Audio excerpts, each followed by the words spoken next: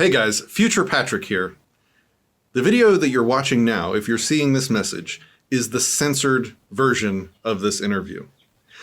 Because we interview and we talk with the two heads of the decentralized anonymous group at the bleeding edge of 3D printable firearm design. We go in depth on how the current generation of these guns is on par with some actual manufactured firearms that are available today. This stuff can never exist on YouTube or any of the other mainstream platforms without us getting banned. And we want to respect those property owners' wishes in not posting this content to their platforms. So this video is heavily redacted, heavily censored. If you want to see the full uncensored interview in all of its glory, look in the description of whatever platform this is for the link to Library. Library is an uncensored, freedom-loving content production platform. All of our content and all of my content from my other Disenthrall channel is available on Library, as will be the uncensored version of this interview. I hope you enjoy. Greetings, filaments. The ability for governments to control people's access to guns ended across the world a few years ago with Cody Wilson's Liberator pistol released through Dispensed-Distributed. But that was just the beginning. And the tech has come a long way. And these guys are on the bleeding edge.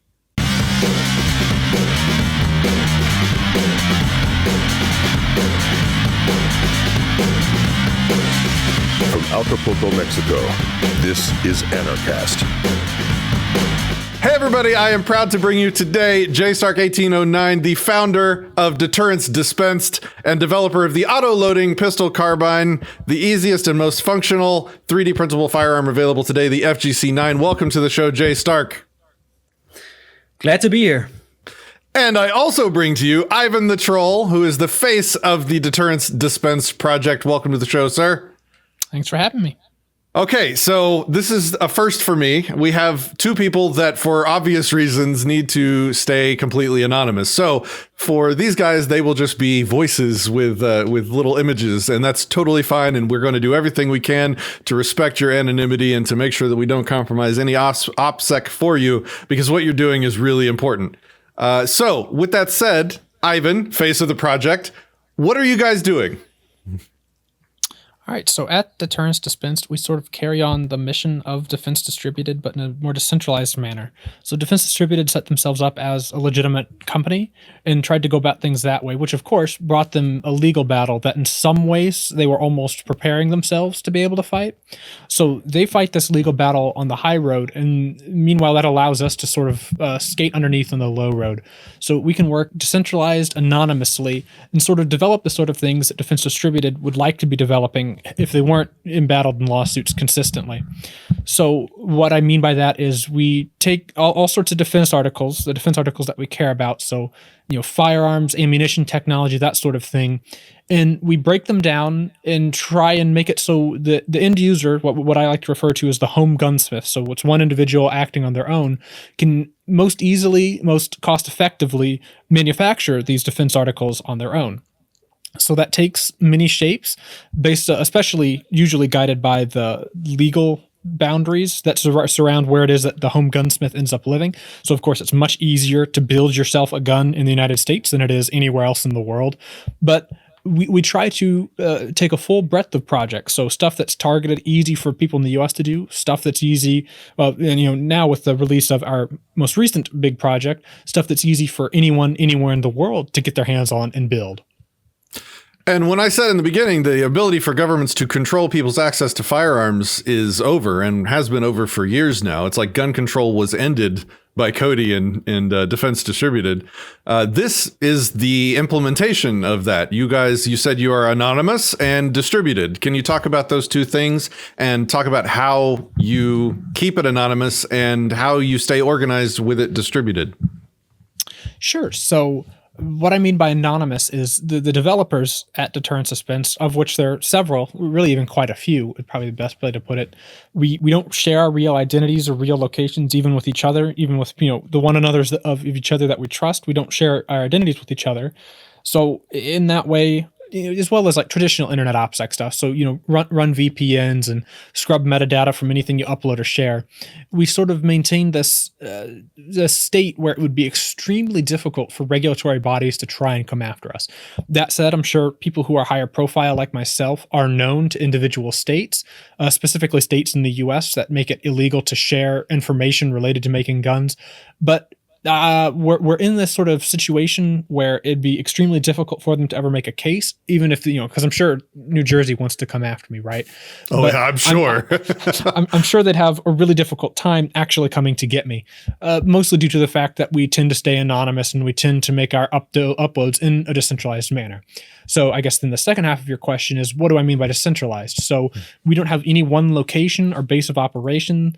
None of the developers are necessarily dependent on one another. So if I were to be zapped by the ATF or New Jersey or whoever, only my work particular to me would be stopped, and all the work particular to everyone else would be able to continue.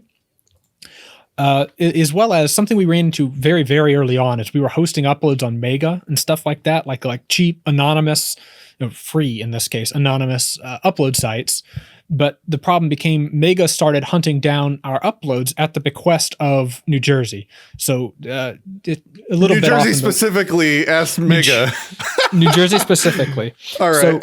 So New Jersey specifically came after. Well, in fact, I was cited in a letter that Senator Menendez from New Jersey wrote to the CEO of Twitter, Reddit, and Facebook, asking that my profile be censored and removed from those platforms. And that was Ivan the Troll 12 way back in the day. And eventually, Twitter did cave to their requests, and Reddit eventually caved to the requests, and I was never on Facebook. But Facebook ended up changing their rules as a result of Senator Menendez's letter anyway. But wow. New Jersey sort of levied this pressure on us on traditional platforms. So we went and I put out a thread on Twitter after our Mega links had been taken down, and I was like, okay, so my guys who understand this sort of thing, where should we be hosting files? Because we're going to need a file host that you can download one click from a browser, so it's easy for people to download from. Because everybody was throwing like, oh, just use torrents or use IPFS, and I was trying to explain to these people, like, if it's not one-click downloadable, you can just forget about it, because we want the layman to be hoarding these files. If the layman has to install this and install that and make sure they have this set up right, they're not going to download the files. Because if I was in their situation, I wouldn't download the files. Too much work. It needs to be one click. Mm-hmm. So something that was brought forward to me was library. So LBRY, which is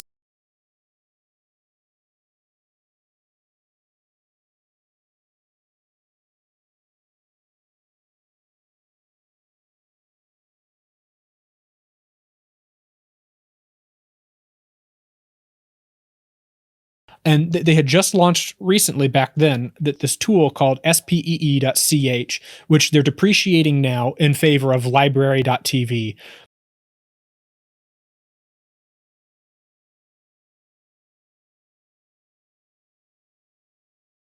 On the library blockchain. So I could use my desktop library client to upload one of our CAD packages, and then from speech, someone could one-click download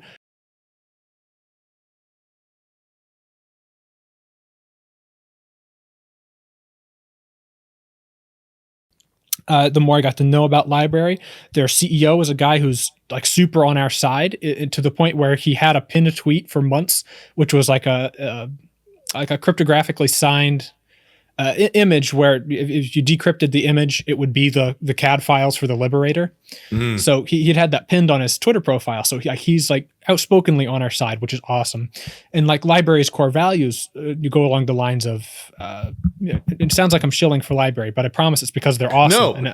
Shill away. I have interviewed Jeremy recently on my Disenthral channel. Awesome. I've spoken to him at length. He's a fantastic guy. The goals of that project are directly in line with freedom and liberty and free speech. And I would definitely shill library all you want, man. I think it's amazing.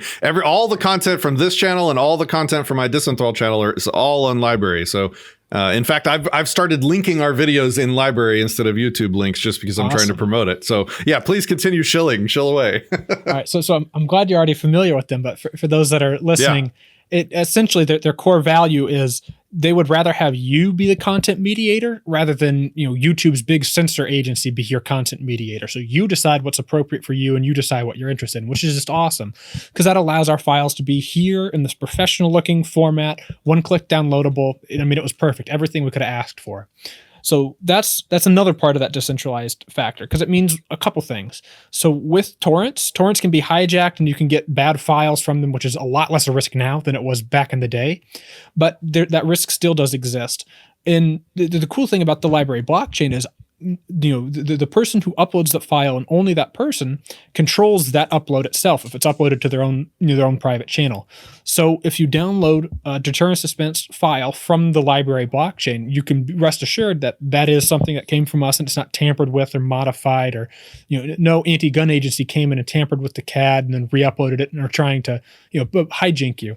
Mm-hmm. So that's one cool aspect, as well as it gives the files a pretense of immutability. So library can pull particular listings off of their blockchain so you can't find them publicly, but they can't actually pull things off the blockchain itself. So while it can't be searched for and it's not indexed, it will always be up there. So no matter what, the things that we put there have this sort of permanence. So until the last library node gets taken out, our stuff will always be in the library blockchain.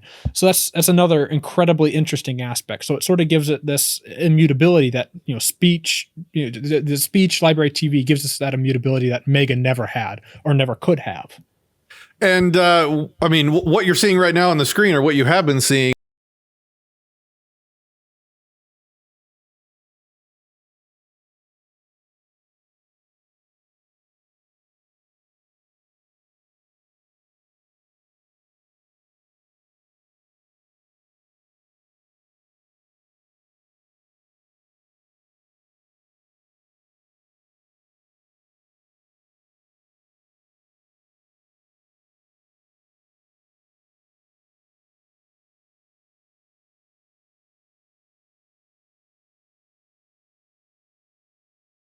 that, the 3D printable firearms, I mean, yeah, sure, they're technically guns, but you can only shoot them once and then they break, or they can only shoot like little tiny 22 rounds.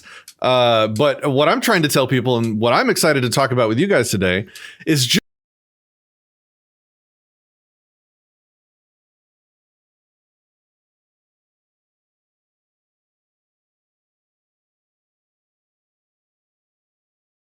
Okay, a lot has happened since the Liberator became such an iconic thing for the media and for the people in the firearms world and people who are for freedom and want something as a symbol for defiance against gun control. And basically, what happened after the Liberator was that people were aware that 3D printing can be used for production of firearms to some extent at that point. And at that point, it was just merely something symbolic because, like you already alluded, if you take the Liberator, if you print it, if you assemble it, you're only able to get one or at most a couple of shots before it disintegrates. And it is not really effective from a tactical standpoint, from a self-defense standpoint. So really, at that point, it wasn't really something that people should really take seriously almost. But what you of course saw was that the media created a big hype around it and basically tried to make people panic so that they can restrict our freedoms even more. And since then, what has happened is that 3D printing technology became more mature and became more compact, less expensive, and the size and form factor of a 3D printer shrunk basically. But at the same time, the effectiveness, the complexity, and also the ease of use, all of those things got better over time. And so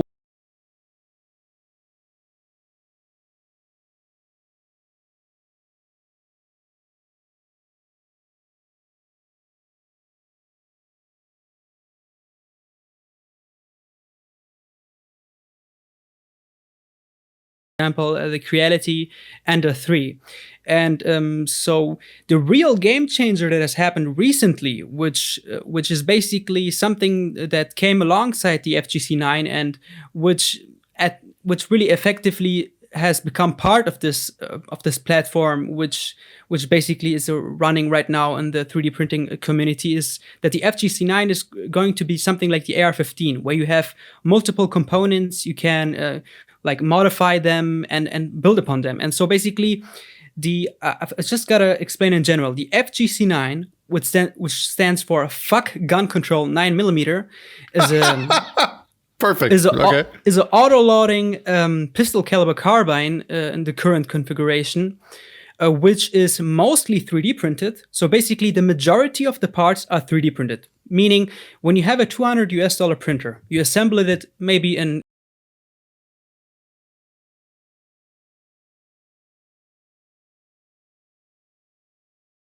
components.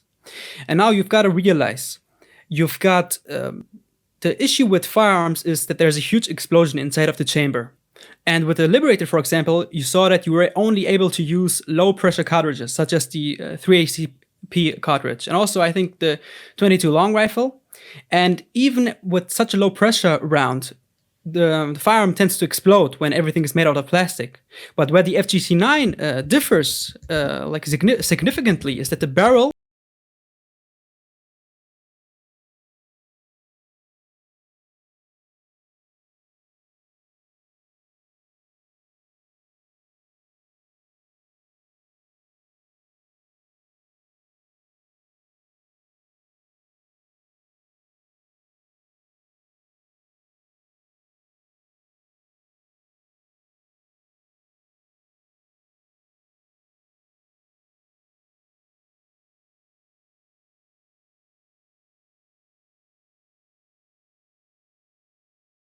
I want to actually kind of start at the beginning. Once we get ready to talk about the FGC and the process to go through, and how it differs from just straight 3D printing. So before we dive into that end of it, can we just kind of back up a little bit and talk about, because I have the document pulled up right now, and I'll be showing you people.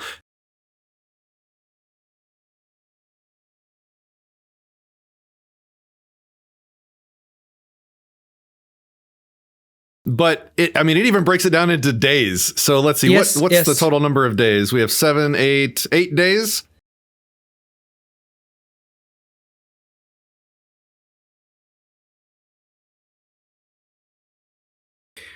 Okay, so let me backtrack a little bit.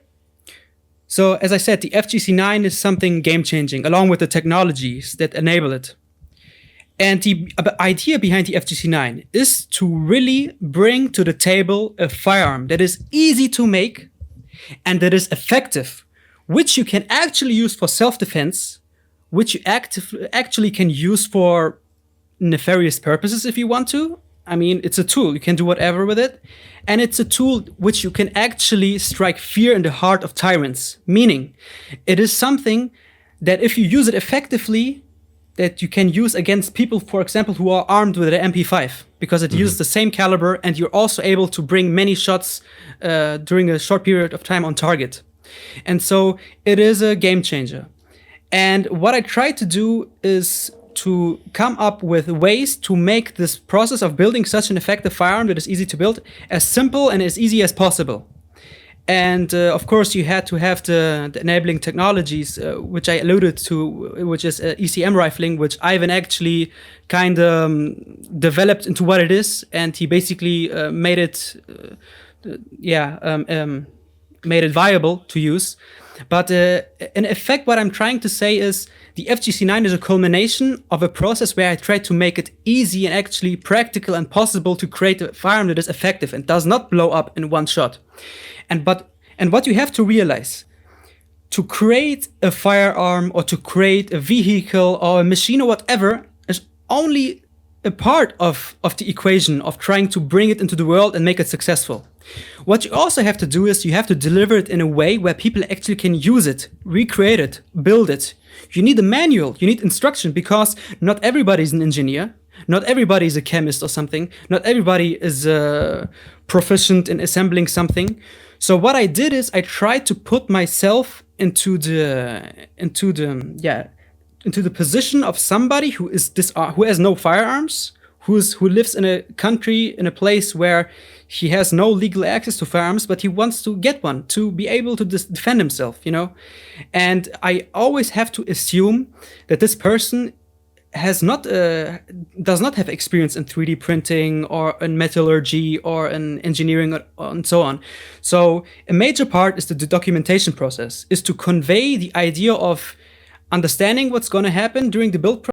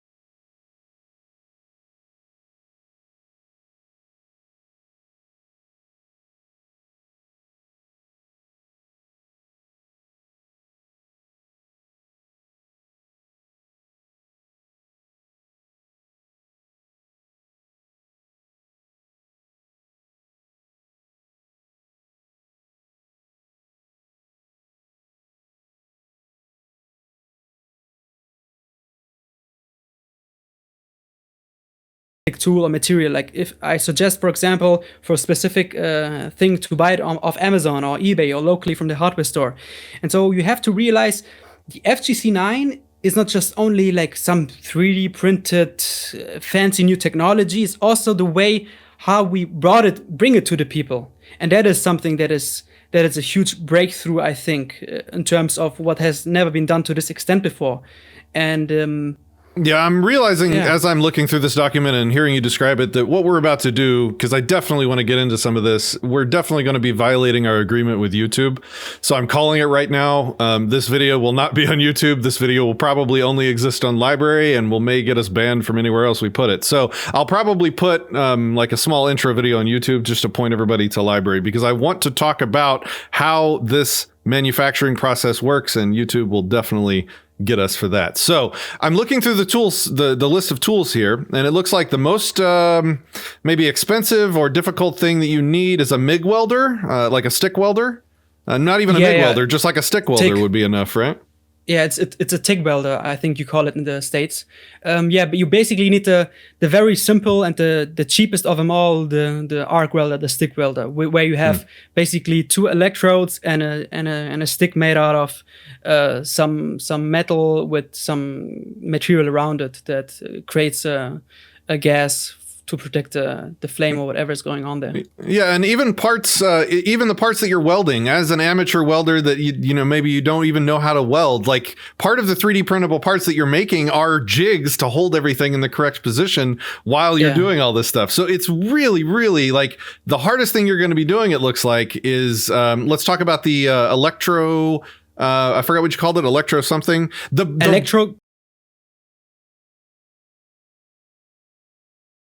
This bears pointing out, folks, this has a rifled barrel. This is not a toy. This is not like a little plastic Liberator anymore. This has a rifled barrel and like one welded part, I think, right? It has, basically the bolt is the part that is welded, Okay, so over the course of, it looks like 8 days, if you're working on it every day, you can construct this thing. Briefly give us like the bird's eye view of each days and the steps that you're doing on each day and what that involves. And then maybe we can dive into the interesting bits. Okay. So the most important tool here is obviously the 3D printer, as the majority of the components are going to be 3D printed. And since 3D print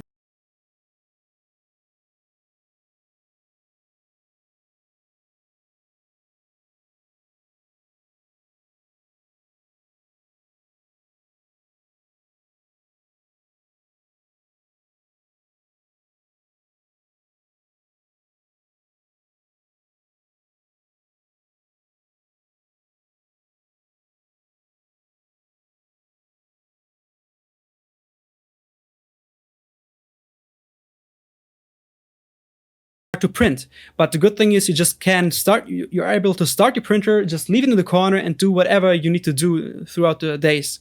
And so the first day constitutes of like the smaller parts. So what I did was I planned it in such a way where I'm basically saying is start with the small prints so that you can see that your printer actually works. Because if you started with a big print, like a bigger component, and it stopped halfway because your printer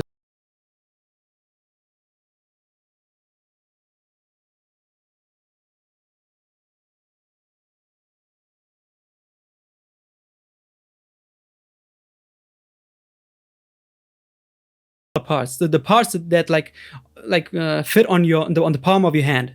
So that's the first day.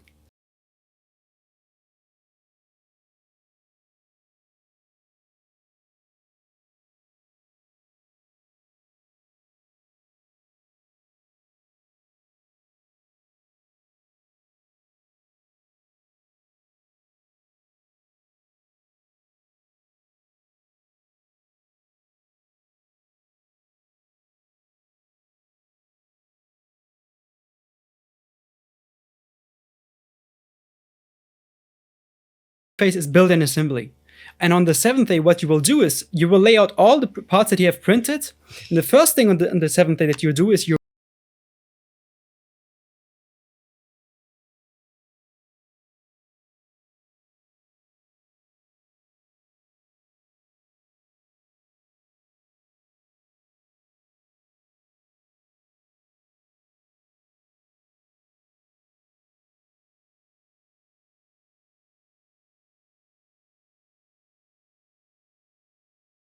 and then the the components that I talked about, the firing pin, charging handle, and bolt, those 3 have to be made in such a way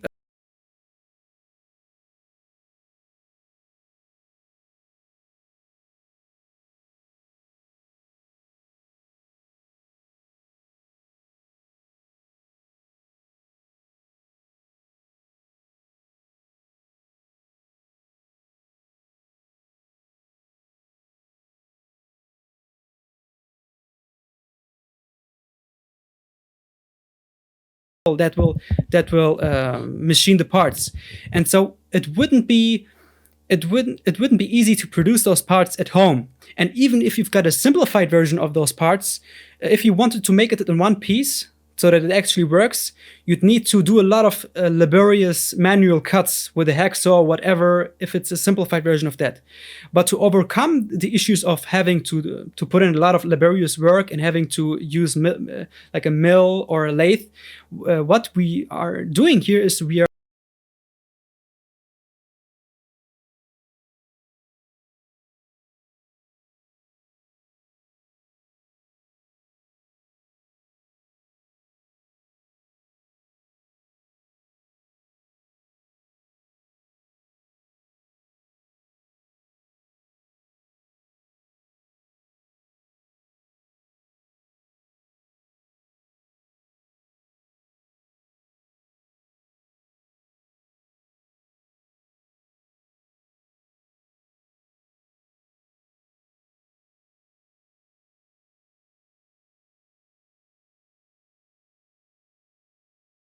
And since a firing pin needs some kind of thing that holds it back after it's traveled its max distance, it needs like a shoulder so that it doesn't go completely to the tip of your barrel, for example. It needs to stop at a certain point, right? And that's why it needs a shoulder, so to say. And you would create that shoulder on a lathe usually. And what we do is basically we take that steel rod and then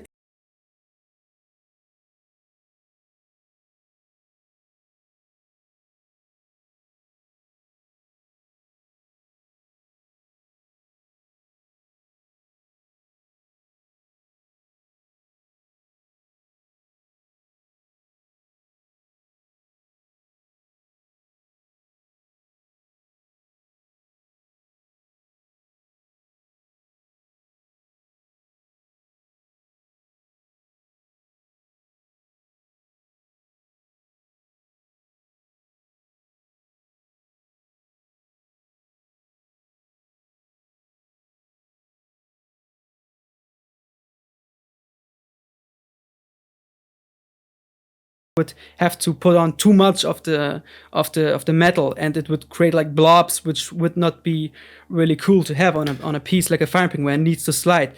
And so the firing pin, the charging handle, is also made like in a similar fashion. You take a screw and you take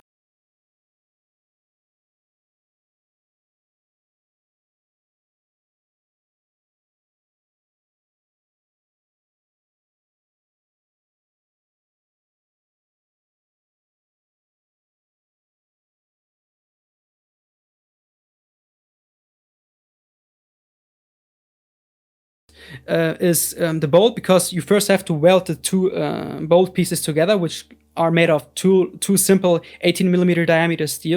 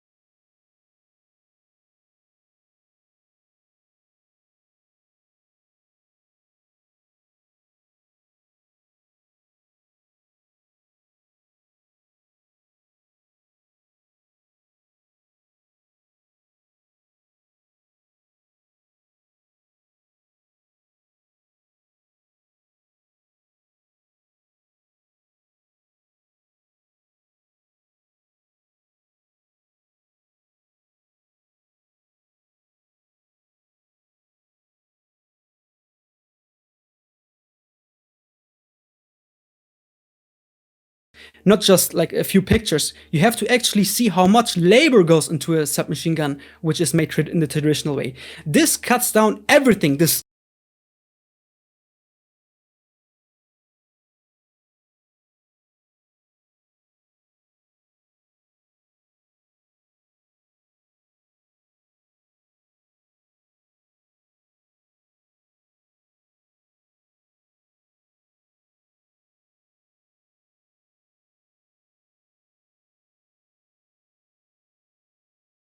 Cool.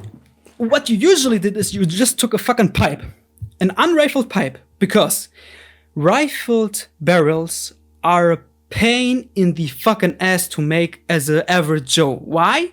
Because you need a fucking lathe, you need a fucking hardening furnace, and you need tools to get the rifling into the pipe. Because you have to realize, rifling is this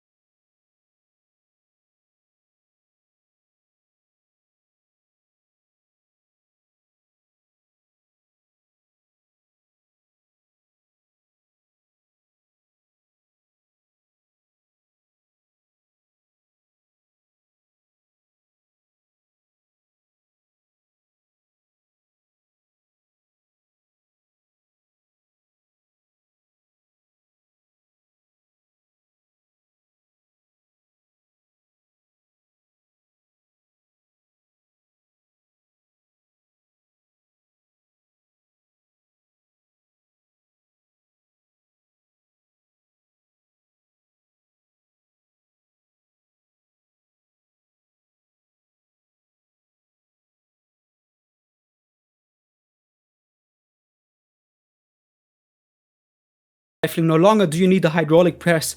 No longer do you need to know stuff about the exact twist rate or about hardening processes or which exact hardening process you have to use.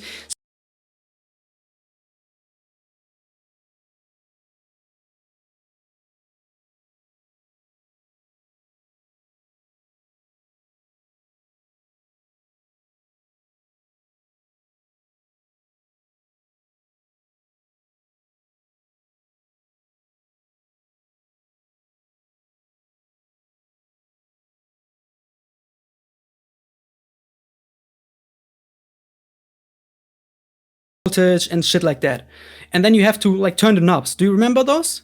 Those Oh, you yeah. can buy for like $50 on eBay. Even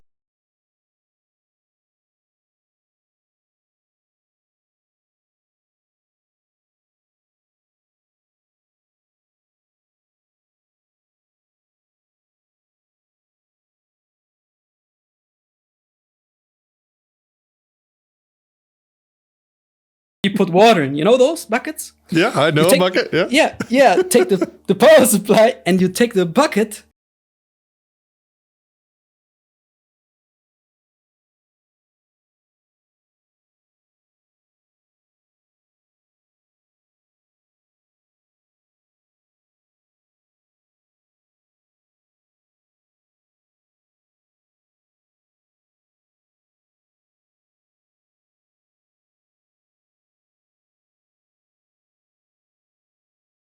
Not special alloy. It's a Chinese alloy which is comparable to let's say just 4140.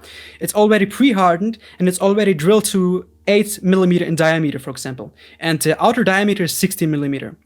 And I forgot to tell you this. The issue with barrels is I told you need a lathe, right? And the reason you need a lathe, in addition to all the other steps that are involved with making a barrel, is you need some type of shoulder or some type of mount or threads to put it inside of the upper receiver. Like, for example, on the AR-15, you've got the barrel extension and you need to put it into the...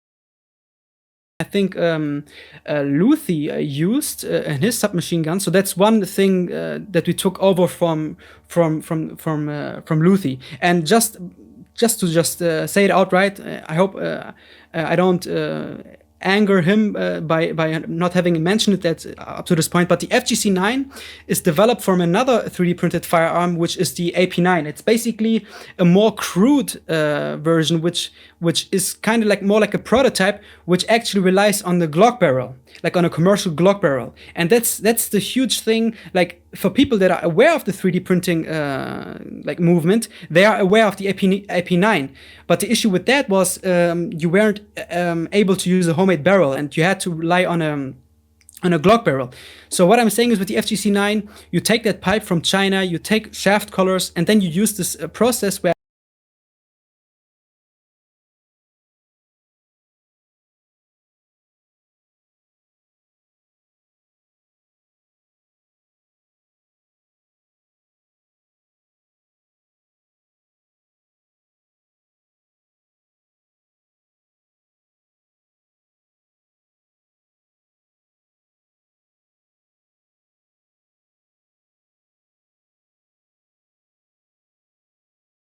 you just make love to it. That's the process. I'm not joking. I'm not joking. Okay. You just push the man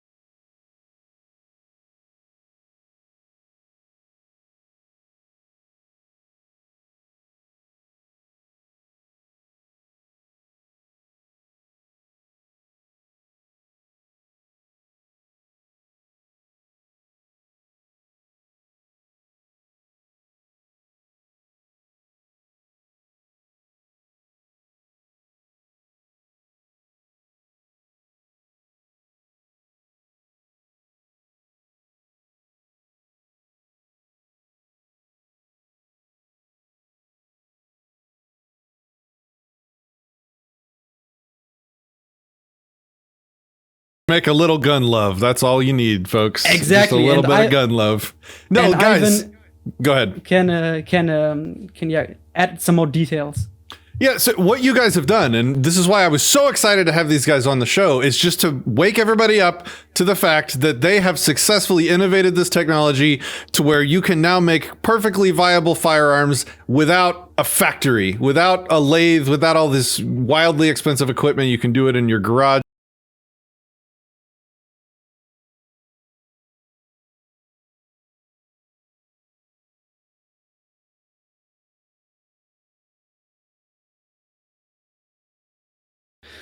Who's like part of a previous famous like collective called Foscat, and he then I mean Jeff Roth took that concept from a guy on YouTube, and Ivan took that concept and he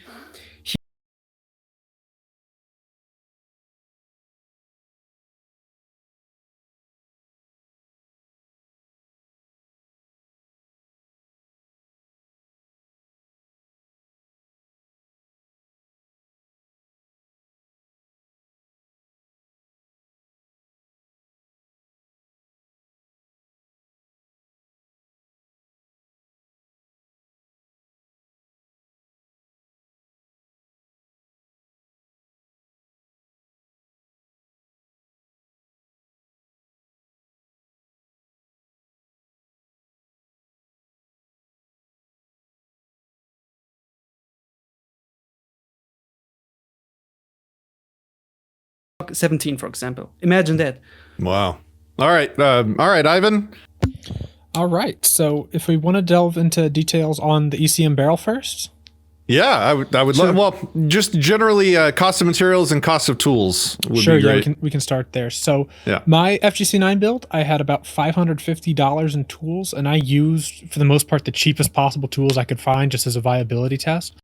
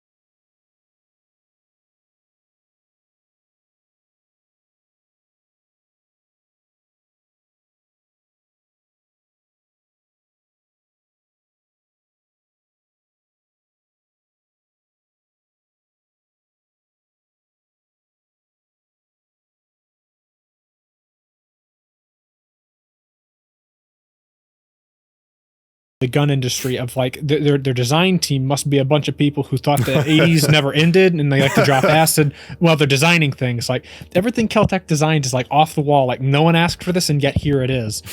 So the Sub 2000 is like a folding pistol caliber carbine. The idea is you can fit it in a normal backpack, and it's a pretty cool design. But my buddy had this Kel-Tec Sub 2000 and 40 Smith & Wesson, and the thing would light strike or fail to eject essentially every other round. It was one of the two failures every other round. So it was just constantly jamming, constantly light striking, so the primer didn't get set off. And then we were sitting there because he brought over this new gun. He wanted to try it out. at my range that I have, and what wasn't working for him. And so I pull out the FGC9 and I just tear through a mag, and I'm thinking, he paid $500 for this sub 2000. I paid a fifth of that for an FGC9, and the FGC9 runs flawlessly. Uh-oh. It's just funny to think, like, not only is this a good viable firearm, but it beats out industry firearms. Like, it beats out a sub 2000 in terms of reliability. And I'm sure there was something wrong with this sub 2000, because some people have sub 2000s that run just fine. But just as an example, like, there's lemons that come out of factories, like commercially made firearms, that do not work as well as this FGC9. And my FGC9 was made to the pre-beta specs. So this was before we had any of the input from beta testing to improve the specs on the design. So it's kind of cool to see that comparison. Like, I just want to highlight that for all the people out there that think that the 3D printed firearms are one-shot wonders and you're done. That's not the case anymore. Hell no. The standard magazine for me, for example, is a 33 round Glock magazine. Like there are some commercial pistol caliber carbines. Most support that, but just imagine that, a flawless running pistol caliber carbine with a capacity of 33+1 in the chamber, with a rifled barrel, and it's more accurate than a Glock 17. Imagine that in the hands of hundreds and thousands of people around the world, where guns are even illegal. And like Ivan said, it runs flawlessly. It's like a symphony in my ears to hear this stuff, gentlemen. So let's talk, whoever would like to, about like what are the performance characteristics? How many rounds can you run through it? It uses Glock mags, so you can swap them. Right? Let me shortly go a little bit about the manual of arms, basically, and then Ivan can go into the details, how it looks in reality. So the FGC9 is a pistol caliber carbine where you use Glock mags. So any OEM Glock mag is usable. And the wonderful thing is, Ivan developed a 3D printable Glock magazine. And so basically, not only the firearm you can build at home, you can make the fucking magazine. Guys, you can actually make your own Glock magazines at home now with a 3D. I'm falling in love with you guys as we speak. So.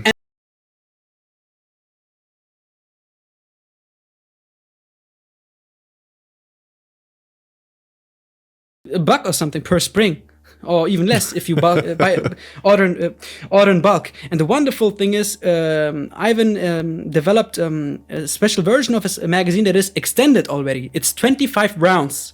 A 3D printable magazine, Glock magazine, 25 rounds. You can buy the spring.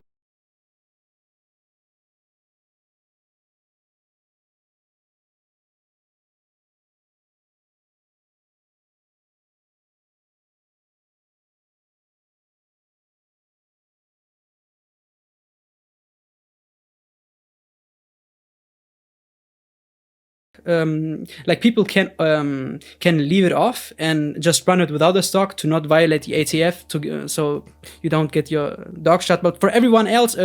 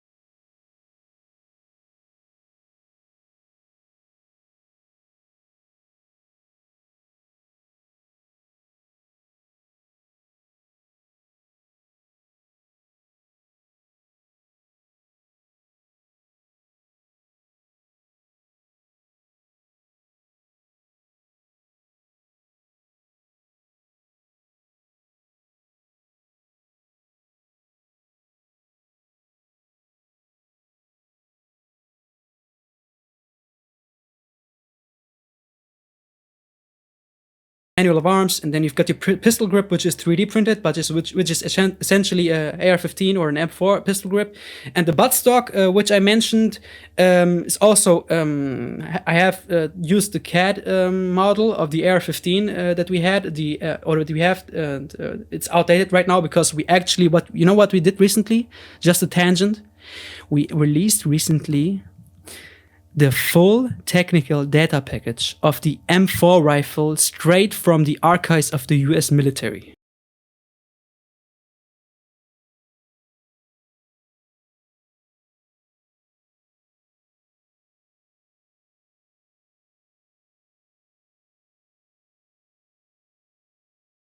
Property of Colt / property of the US government up to a certain point. It's basically like as if the Chinese stole like F-35 plane information. That's what we recently did, by the way. So if you want the full technical data package, like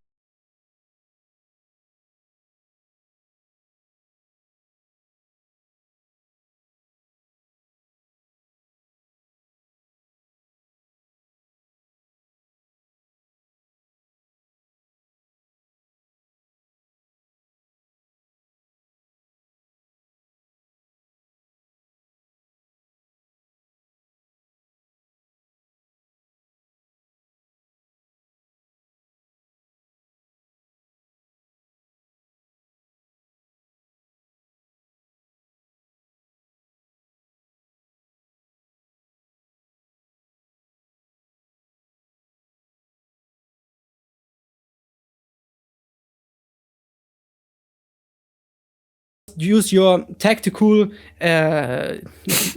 drop where you just push on the with your where you go off from your trigger, go a little bit more upward to the where you would usually have a tactical extended magazine release. You can push on that real quick and it drops free, then you can reload real fast. So it's very tactical, the FGC9 actually. Like if you operate, you can actually operate with it, as people would meme, because the way the magazine well optimized in such a way where you can drop your magazines free. You have this ambidextrous magazine interaction on it. On both sides, you have release mechanisms, and you have ample area to grip with your supporting hand, and it has a Picatinny rail on top and on the side. And so you can put on a light, and on top you can put any optic that you like with the Picatinny rail. It even comes with rails, folks. It even comes with rails. And so, go ahead. And what can I say? It will be very familiar to you if you ever operated an AR-15 ever before. Yeah. It's going to be familiar to people who are used to AR-15s and who are used to, for example, MP5s. And it is actually a very, very effective firearm. Like people are even discussing already to use it at like those pistol caliber carbine matches, like those three gun kind of competitions where you use a pistol caliber carbine. And so the manual of arms feel really, really good. And now there are even like modifications in the horizon where we would eventually release a second version where you have a charging handle like on an MP5, where you can have it side charging, and you can put it onto the notch position where you have the bolt held back, and then you can actually slap it like an MP5. And like the FGC9 is gonna really, it's gonna be... it's going places. It's going places, and it's gonna turn heads on the ranges everywhere. And here's the other thing for the 3D printing nerds out there. Like, here's something I did way back when I have a 3D scanner and and several 3D printers because I use them in business. And so I've always been a printing nerd. I took my pistol, my favorite. I have a Springfield pistol that's just my favorite. It's always my everyday sidearm. And I put modeling clay around the grip. I squeezed my grip into the modeling clay, 3D scanned.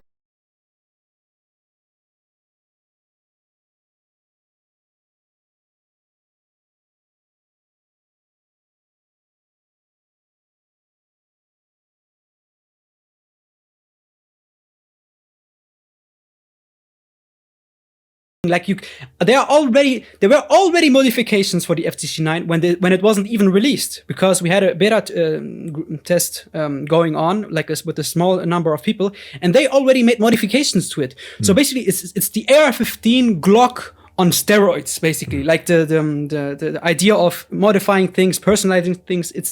I think at some point, I'm absolutely 100% sure at some point in the future, people will no longer like be like, oh, look at my cool AR-15 or look at my cool Glock and the modifications. No, they will actually like 3D print or 3D metal print or whatever their own custom personal firearms with personal modifications, and it's going to be really nuts. And the FGC9 is going to be like the first of this wave of extremely personalized firearms. And I think I should give it to Ivan to tell you more about the actual real life like Performance. experience if your performance when you shoot like hundreds and hundreds and hundreds of rounds. Like I personally shot only a couple of dozen, but you have to understand the nature of where I live and how difficult it is for me to test fire. And every time I do it, I risk everything. And so I let Ivan speak. I will definitely come back to you, Jay Stark, to talk about your situation and your story kind of after we're done going over the performance. So think of it, guys, like, the custom PC case modding community. Like everybody, you just don't want to buy, if you're a gamer, you don't want to just buy a computer case off the shelf, right? You want something that feels custom, that feels like you, it fits your personality. It looks just a certain way. It's colored a certain way. The tubes are bent in a certain kind of way. Welcome to guns, folks. Now you can do that and you can have your own firearms. This is amazing. Okay, Ivan, tell us how this thing actually functions in the real world. All right, so the FGC9 is, as Stark had mentioned earlier, based on Durwood's AP9, and the bolt weight and recoil spring tension is about the same between them. So for those who know what a blowback 9mm firearm is, what a blowback firearm in general is there's no sort of locking action. There's nothing actually holding the bolt in place against the cartridge as it fires, except for the inertia that bolt has. So its resistance to moving, as well as the spring pressure of the recoil spring behind it. So whenever you go to fire that, the only resistance is that mass, like I had mentioned. As a result of that, the recoil impulse of the FGC9 is fairly high, but it's not much higher than any direct blowback pistol caliber carbine.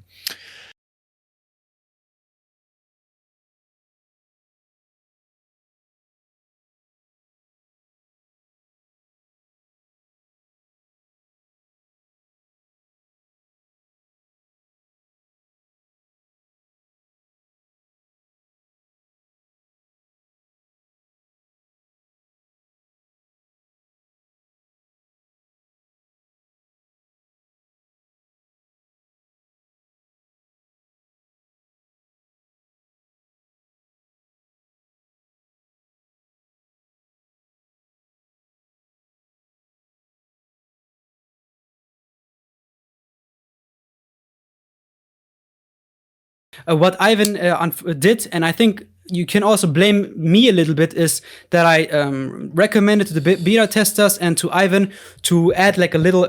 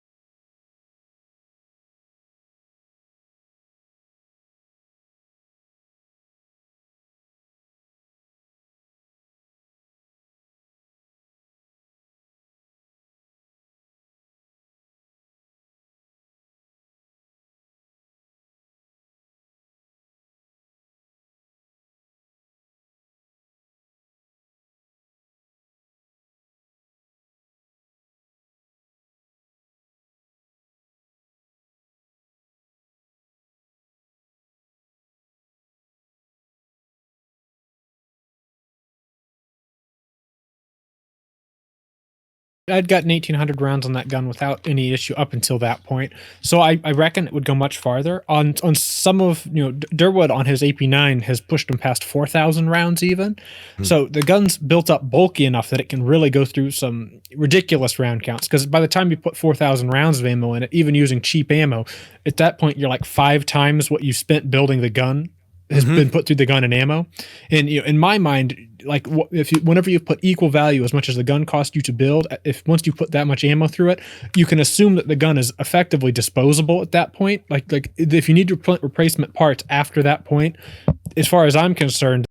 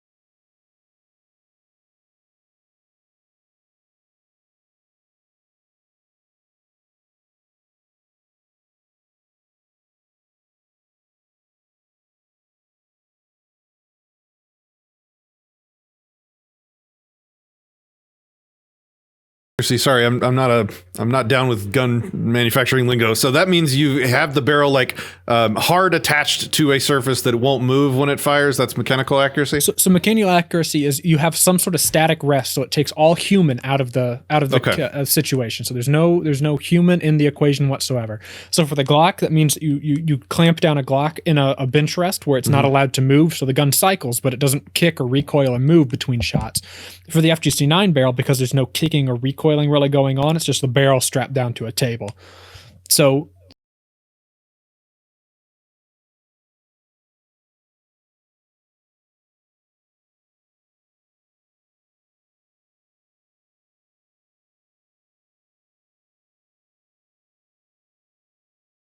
Wait a minute. The Glock was designed by an Austrian, and right from the get-go it was designed in your so-called communist units. Okay, so yeah. Are you defending communism right now? No, I'm just playing along with the joke. Of course, Austria and the metric units have nothing to do with filthy communism. Fair enough. You guys should have nuked them a long time ago when they still had that union. Oof. Oh. So, is there any other statistics you want to give us on the FGC9? I could probably go into a couple. So I eventually ended up getting a chronograph, and so I have a G17 Gen 3. At this point, it's still effectively a like new upper.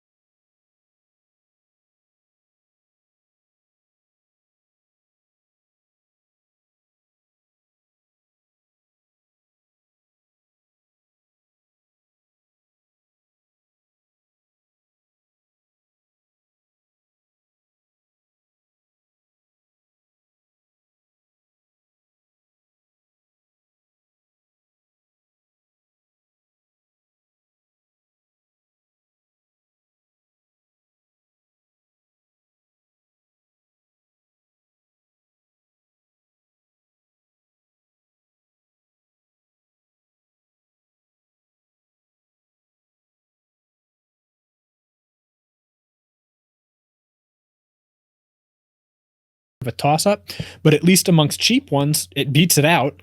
And so it's sort of cool to see this, this like transition change of no longer is this something like it's a one-shot wonder, like you're saying with the Liberator. It's sort of now in the camp of, so long as you follow the very simple instructions and build it right, it's a reliable, durable, very comparable, better, equal to, if not better than, some factory firearms. So it was neat to see that really spelled out through testing.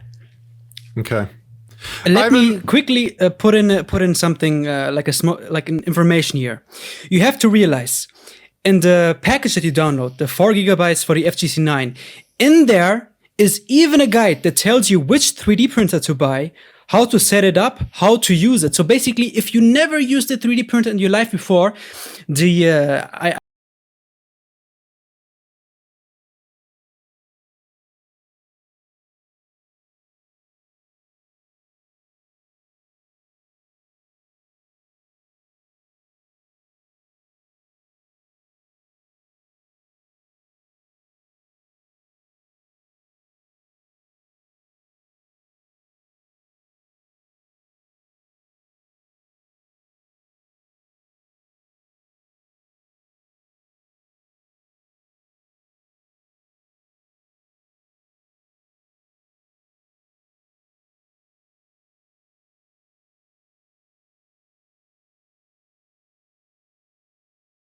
tactically viable firearm that is easy to build and cheap to make. I mean, I've looked through all these documents. I've put a lot of them on the screen throughout this interview. I can see the amount of effort and care and detail that went into every little corner of this project. I mean, it's truly it's monumental in terms of the amount of work that you guys have put in, and it's monumental in terms of the innovation that you have brought to the existence of the human species that really can't be undone at this point, guys. And so that is huge and powerful activism on a scale that you don't see often. And there are things to come, boys. There are things to come. Like those guys who say, what about ammo? Without ammo, it's useless. Like those lip shits on Twitter say, oh boy, do we have something for you. I can't wait, man. I can't wait. Okay. I want to start with Ivan, and I want to get your story. Like, how did you get into this? How did you get involved with the project? And then I want to find out like where you think it's going over maybe the next 6 months to a year. Sure. So I've always sort of been interested in guns and always sort of been interested in, doing do-it-yourself, building things. So I think I've said it before publicly, so I can say it again. Like my newest car is 35 years old. So I've sort of always been interested in I'm going to have things and do them myself. And so I've sort of got that like hands-on sort of aspect towards things. In high school, I found out that I had like a sort of natural talent for CAD, computer-aided design, which is important to both 3D printing and designing stuff. And so in high school, I got my first exposure to a 3D printer, and I thought it was super cool, but I was of the understanding then, it was kind of the case then, that the only people who could afford printers are like high schools and corporations, people with a lot of money. So a couple of years went by. I eventually find out, printers are actually quite cheap. And so I bought the printer to print replacement little knickknacks for the cars. So like little interior plastic bits that you can't really get from restoration sites. And if they are on restoration sites, they want huge amounts of money for them. But I would print those and then, cobble them together, then do a fiberglass layup over them, then sand them and paint them. And it would look just like the actual part. And so I thought, that's great. That's cool. But eventually my sort of interest in firearms that I've had since like a very, very young age, like I can remember the first gun I shot, I was in first grade. It was my dad's auto 5 and 12 gauge, which of course bruised me. I don't know what dad was thinking there, but ever since then, I've always sort of had this, I like guns. So eventually my interest in guns sort of blossomed into okay, what if I just 3D print an AR lower, right? That's like the place a lot of people start. It's like the rabbit hole that you dive down and never come back out of. But I took that dive and I obviously haven't come back out of it yet. But I've printed an AR lower, printed another AR lower. I think it took me 3 prints before I finally got one that was didn't warp, didn't fail mid-print. I finally got one that I could assemble. I assembled it, got a Palmetto State Armory upper on sale for $300, and so there was my $300 ARS printing on a plastic lower. I ended up over the months put 2.1 thousand rounds through that lower. I think that lower is on its last legs, but people need to understand I printed that lower at 25% infill as like a sort of a beta test. Like, can I even do this? And a whole ton of rounds later, it's It's probably about to fail, but it held up really well across that time. So from there, I sort of delved into, okay, I want to make my edits to this AR lower to make it better. And since CAD had always come naturally, and so the first real project that I sunk my teeth into was the AR-15 mag. So I printed Defense Distributed's AR-15 mag they put out, but Defense Distributed designed it to be printed on an SLA printer. And without going off too far into the weeds about the different kinds of printers, SLA printers use a photosensitive resin that it shines a UV laser on to harden it. The kinds of printers that you and I can afford are FDM printers, which sort of melt out this, plastic. They feed in plastic in a great big, it's essentially like a great big noodle that's referred to as filament, and it melts that into a smaller noodle that it lays out with computer control. So when printed with FDM, the Defense Distributed mags didn't work very well. So I made some edits to them, got them to work reliably. And as a part of that, I developed a jig that you could bend spring wire around that you could then make your own AR-15 mag springs. And I sort of thought that was cool. And I sort of got involved briefly in the FOSSCAD scene and got some files put up on FOSSCAD. But I had run into Jay Stark a little bit earlier than that. So the first time I started posting stuff like this online publicly was right around July, August of 2018, where Defense Distributed sort of did their media storm because they'd got their letter from the feds. And so they were being loud and proud about the fact that the feds finally settled their initial lawsuit with them. So Defense Distributed was doing this thing. I figured I'd make a Twitter account just to like shit posts, and concern troll is really what I was trying to do, is make people upset intentionally. Because you had all sorts of people with their bad opinions saying, oh no, you can't even print stuff, or the people saying you can't print AR lowers despite the fact that that's been possible to do since 2013. Yeah. So I was just like essentially linking pictures of the AR lowers I'd printed to these people. But yeah, like Alyssa Milano came out on Twitter day before yesterday telling people, guys, the answer to COVID is not to stockpile firearms. We need to think about the kids. And it's like, right. Wrong. It was essentially just people like her with bad opinions that I was like sending pictures of AR lowers I printed to, like, oh really? So what's this? But that Jay Stark had noticed me, and he DM'd me on Twitter saying, like, we've set up this little Discord chat channel, and that's where Deterrence Dispensed sort of was born, even though I think it was called Boomstick Consolidated or something else at the time. Yeah, it had a lot of silly names in persiflage and an allusion to Defense Distributed. Right. So we had a bunch of different spins on Defense Distributed, but that's sort of where our work started. And I'll let him include in his little backstory about what it is that we worked on first there. But that's essentially how it is that I got started. And of course, from there, I've went on to work on a bunch of different projects, but that's the backstory, I guess. Yeah. So, I messaged him on Twitter, and that was, as he said, at that point in time where DevCAD was online for a short period. And I used that period of time to post invite links to this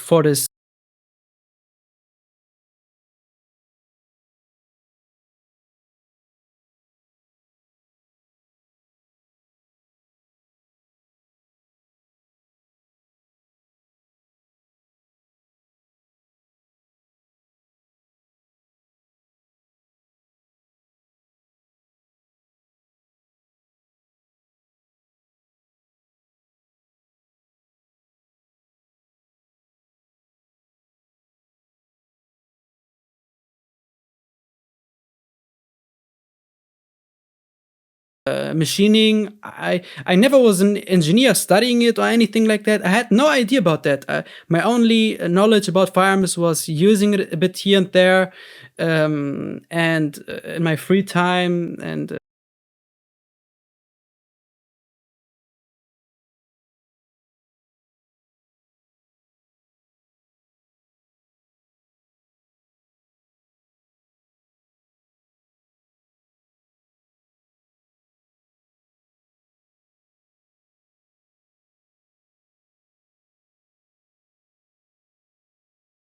Jay Stark, that's what I wanted to talk to you about. Earlier in this interview, you said that you were desperate. You used the word desperate when you were talking about test firing your gun. It's like you take these life and death risks. The place that you live in the world, wherever it is, we don't need to know where it is a life and death scenario for you when you just merely test fire these weapons that you are helping to develop.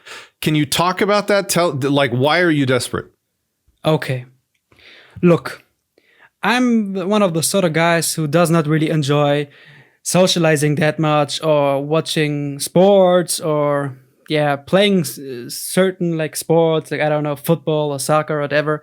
My huge passion are firearms. And it's really ironic. I'm in this place where firearm culture is not a thing, where we don't have a Second Amendment.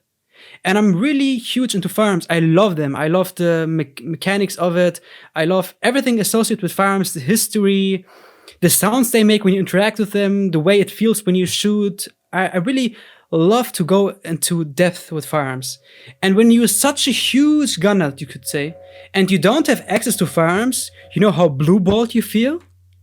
And that for many, many years. And then when you then learn that with firearms, there's also this huge aspect of you're basically a victim to the authorities in wherever you live. And imagine you live in a place where from one point to the other in history, people could make you into some sort of, say you're a problem, you're causing these issues, and now we're gonna kill your whole ethnicity or something. And without any firearms, it's a hopeless situation, and you cannot just defend yourself. Or let's just say I want to defend myself against an intruder, or let's say I'm not so good in like close quarters combat, and I'm not such a good mixed martial artist. And when somebody wants to beat the shit out of me because he's a fucking brute, I don't have any tools to defend my life with. You know, like people have died from just regular fist fights, and if you are not such a good fighter, for example, you can get your shit kicked in and die. And so basically all these things that I'm a huge gun nut, that the government could turn extremely oppressive from one moment in the other, and the simple mere fact that I want to have agency over my life. I'm a human being. I want to decide how my life goes. As long as I don't harm any other people, I think I should decide what I should do with my life and what kind of a metal contraption I should hold in my hands. So I'm an extreme advocate of firearm ownership, of being able to have a firearm to defend yourself against the government or against any assailant. And the idea of the Second Amendment lives in me without me being an American or ever having lived in America. You know what I'm saying? Mm-hmm. And so imagine you would be like the hugest car guy or the hugest fan of music, and people and you would not have the ability to hear music anymore, or like a vital part of your whole identity and a vital passion is like taken away from you, or it is prevented, or you are prevented from living that. And so when such a huge thing in your life gets regulated to such an extent that it's almost impossible to gain access, to be able to live that passion, it makes you desperate. Because if you're trying to be able to live out your passion, you're trying to able to experience something that on the other side of the pond everyone is experiencing, everyone takes for granted, and you're just unlucky enough that you were born not in that country, and now fuck you, enjoy your life, man. And so that puts me in a huge desperate situation, and I'm the guy. I'm saying, you know what, fuck it. Either I'm gonna live and actually partake in this human right of owning firearms, or I'm gonna die. Live free or fucking die. There's a reason my nickname is J Stark 1809. The general John Stark, who partook in the Battle of Bennington during the American Revolutionary War, he coined this phrase when he had to decline an invitation to an anniversary for that battle. And in that letter where he said he couldn't partake, he said, live free or die, death is not the worst of evils. So I'm so desperate, I'm so passionate about this thing, I'm willing to sacrifice everything. I'm willing to sacrifice the ultimate thing, my life, to be able to have something, to experience something, to be able to enjoy, or not enjoy is the wrong word, to be a human being and have what is the gist of the Second Amendment in my life. And that's why you could call me desperate. Like, some people put some negative connotation to being desperate, but hey man, it's either I'm gonna live upright or I'm gonna die. I'm not gonna be on my knees. And that's the whole motivation for what I was doing. And so basically, I want to talk about that short moment, or the moments before I sent out the invite to Ivan to join the movement, to join what later became the Deterrence Dispensed. I was, like I said, on the comment section of DevCat. I posted those invite links to become a community, to talk about 3D printed firearms and so on and so forth. And before that, I was obviously aware of Cody Wilson and the Liberator and so on and so forth. But after this Discord server was formed and after the Deterrence Dispensed like crystallized, I immediately I had people to talk about this and people to play off ideas each other. And I think it was at that moment or even before, like a little bit before, that they bought a 3D printer, that I pulled the trigger. And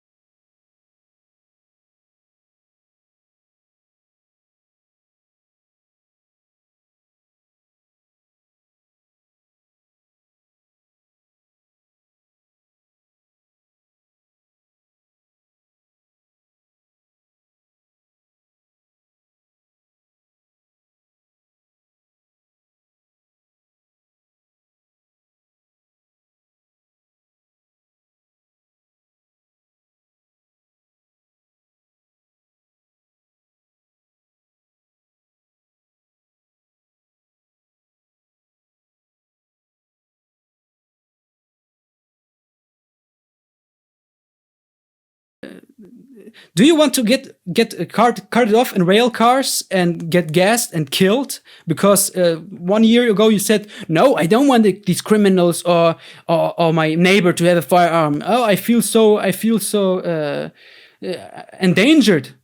Look at the fucking numbers. Look at the statistics. How many people die of car accidents? How many people die of school shootings? And look at these numbers, and then again try to convince me that firearm ownership that is in countries where you have a stable economy is problematic more than other things, and that we have to sacrifice our liberty to just give you one tiny percentage more of safety. I mean, if you look at all that, you get a picture of why I'm doing this, and you get a picture of my mind and its motivation why we are doing this. And if you are still not a proponent of our movement or of our ideology, I'm sorry, you're a human being who lives a tragic life, who I think I would not like to live in, and I think you should not take the decisions to restrict my liberties and my rights. And so we're gonna continue doing it, because fuck you, and we are done with it. We're done debating, arguing. That's why we're doing this. That's why we're printing. That's why we're releasing these plans.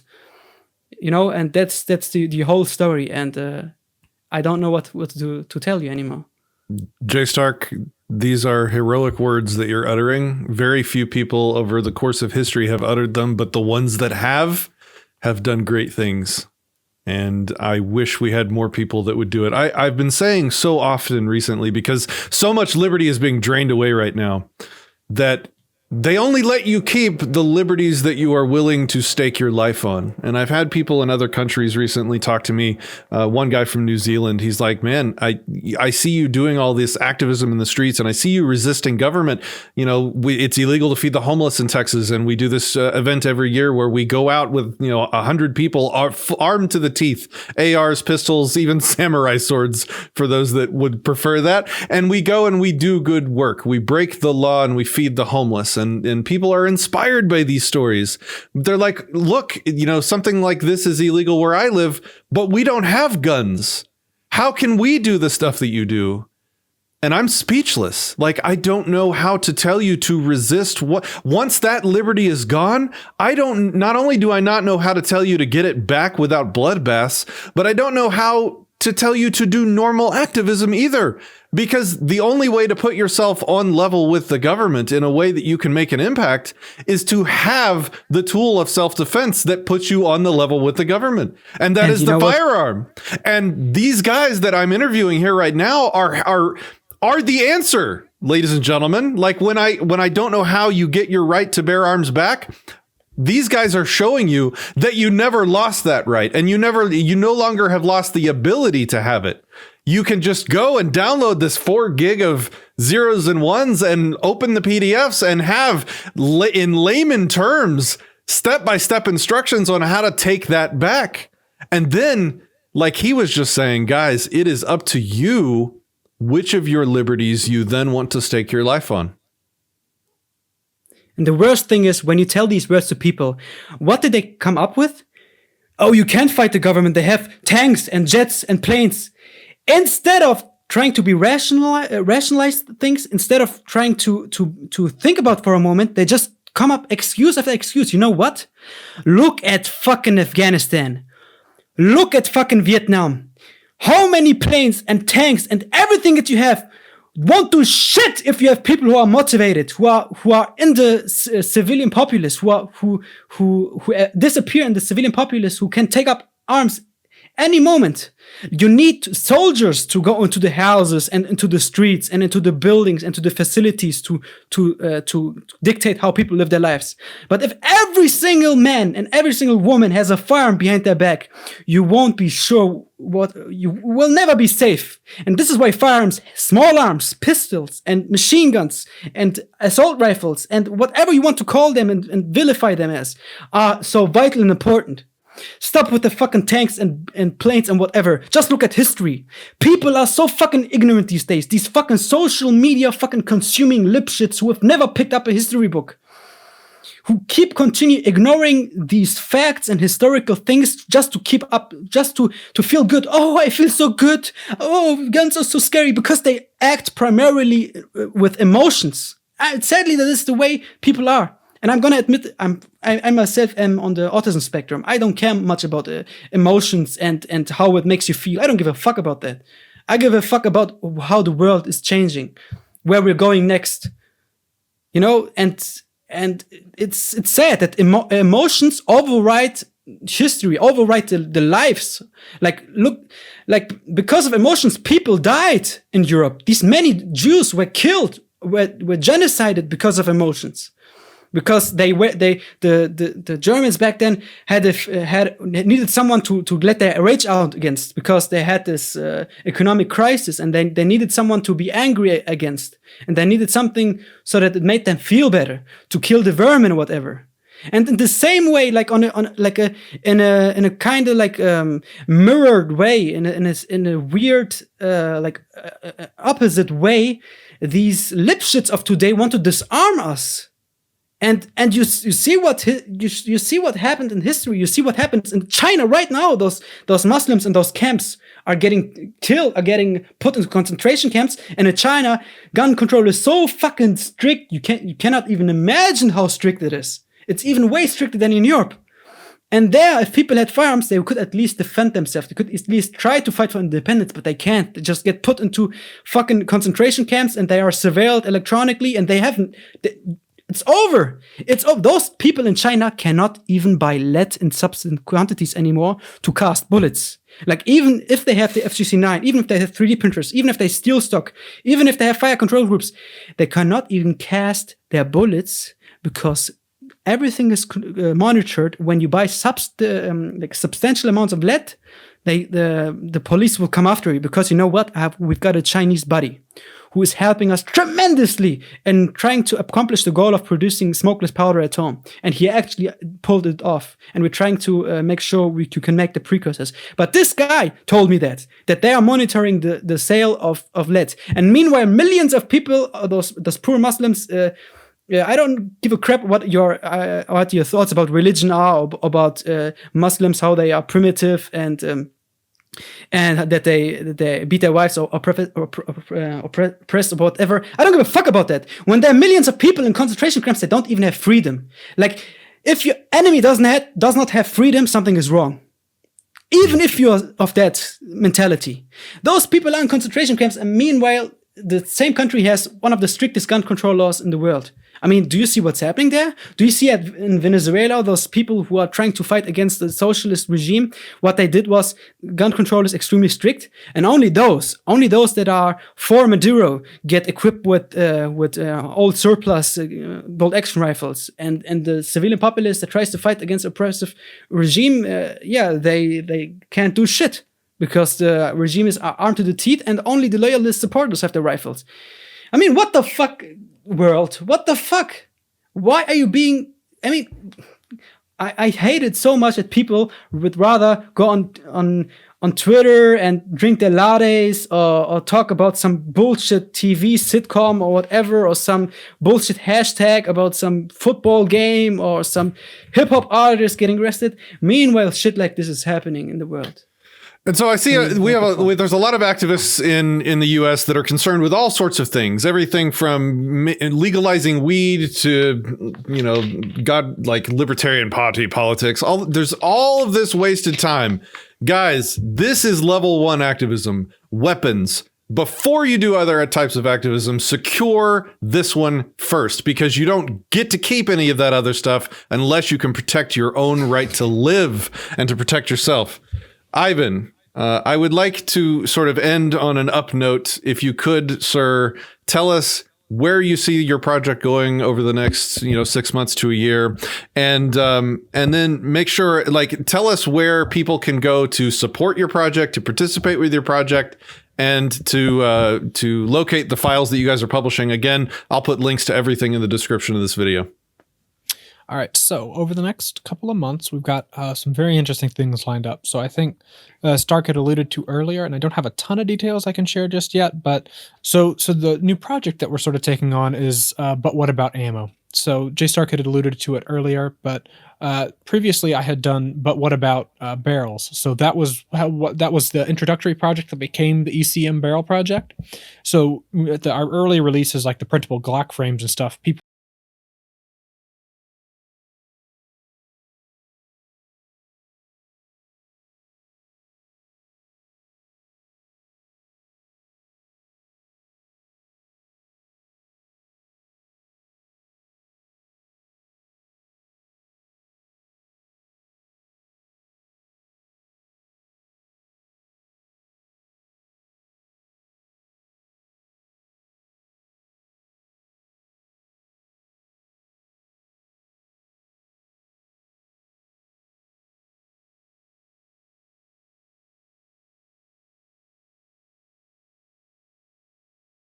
this method's been exploited before, but I'm going to document the best ways to exploit it, potentially even develop loading data based off of this particular smokeless powder source.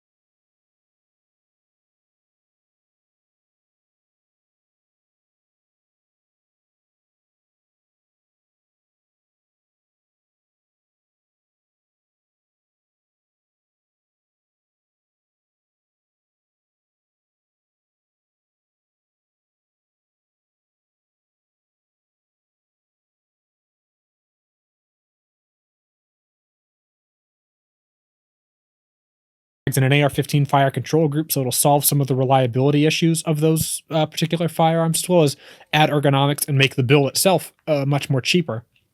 As well as you could probably then use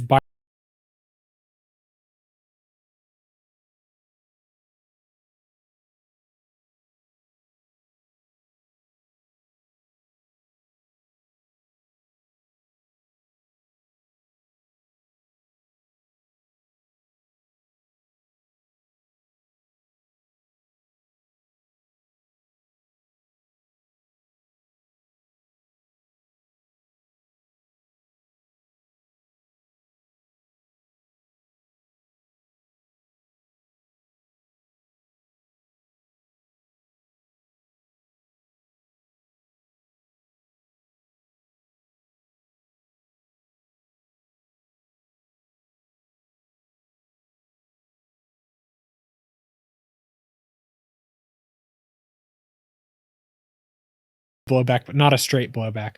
But I'm going to try and do a simple rotating bolt, potentially a straight pull rifle, where so you just pull the slide backwards and forwards on top.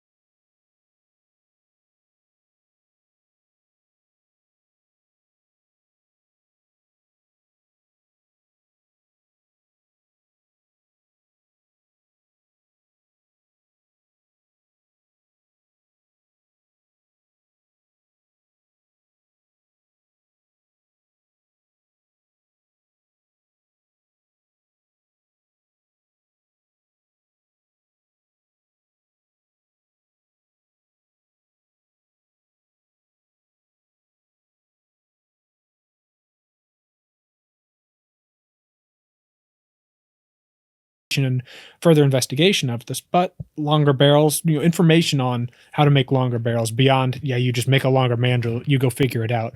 Like I'll eventually bring it down to the layman level, but all sorts of stuff coming on that front as well. Branching out to more calibers is of course another thing, because I've always joked like an FGC 45 would be really cool to see, because I've got lots and lots of 45, but not much 9mm. So it would be fun for me at least to have an FGC 9 that was in 45 caliber. So I guess an FGC 45.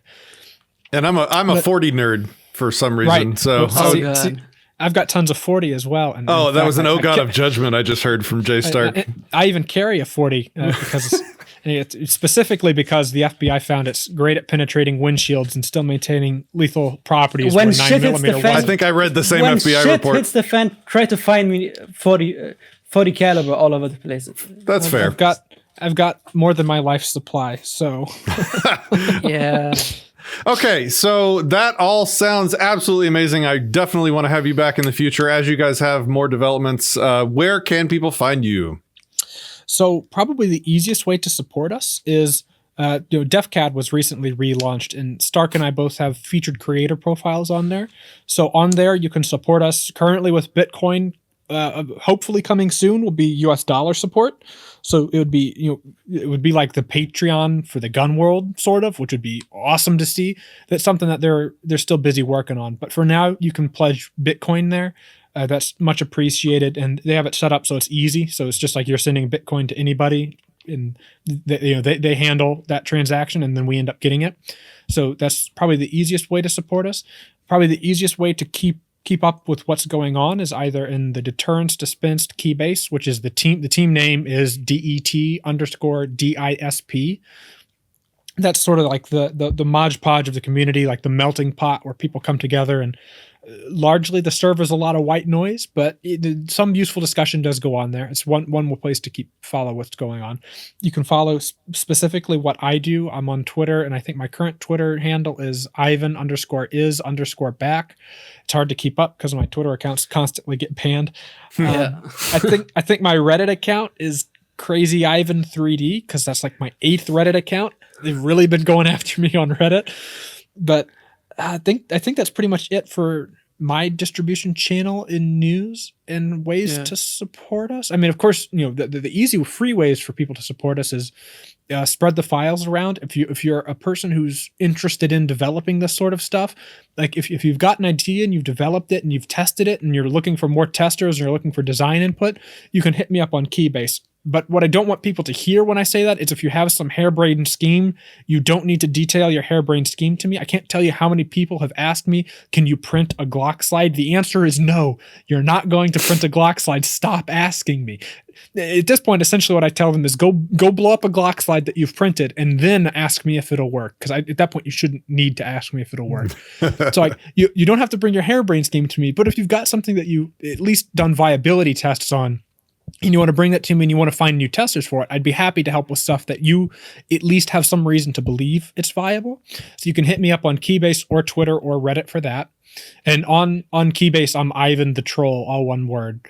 So I'm easy to find there.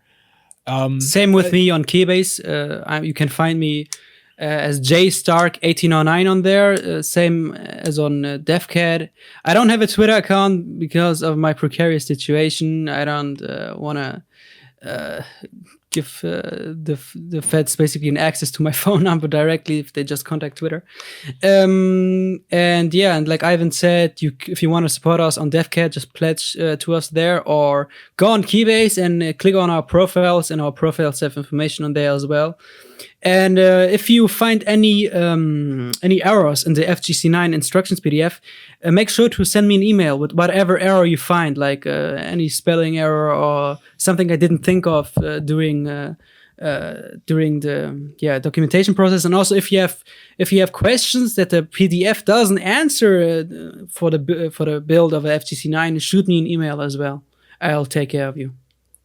Jay Stark, Ivan, thank you so much for spending the time with us today. Thank you so much for doing what might be the world's most critical activism right now. Thank you for what you do. And you're welcome back anytime. Please contact me the moment you have something you'd like to announce. Thanks for joining us, everybody. Thanks for watching and sticking with us. I hope you enjoy. Peace, love, and anarchy.